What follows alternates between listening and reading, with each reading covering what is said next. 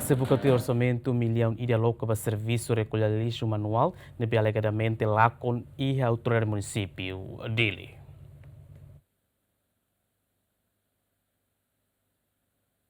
E agora, no residual, Fulan Janeiro, presidente cessante da autoridade município dele, Gregório Saldanha, declara orçamento milhão e nebe aloca para serviço recolher lixo manual Lacon. No nehusu o ministro Tomás Cabral, a tua auditoria, me betou agora lá o resultado. A declaração Gregório Saldanha, presidente da Comissão Anticorrupção, comissário CAC, Rui Pereira, promete se busca ter orçamento nebe desconfia Lacon e a autoridade município dele.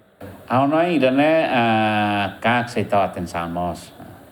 para se lorong ida lolos na rede tolo nia rede tira de então reduz de pagamento se lo rede tira mas você me controla tem uma ruma por exemplo funcionário balo município de linha tem que rene liceiro tibar né lista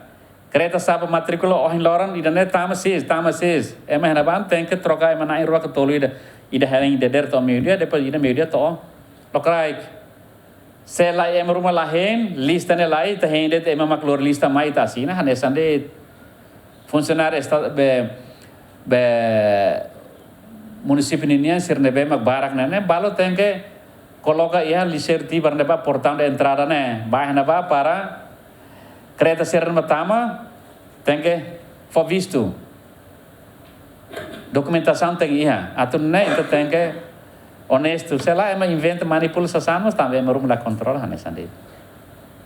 E a semana coto que husi reunião com o ministro, o governo decide rodear para contrato da companhia implementador projeto de instalação lixeira aterro controlado Tibar na operação contrato recolha lixo husi de Libatibar deve implementa husi empresa China Harbour Engineering Parks Cleaning Service no Pioneer. Agostinho da Costa, Jacinto Fuca, GMN.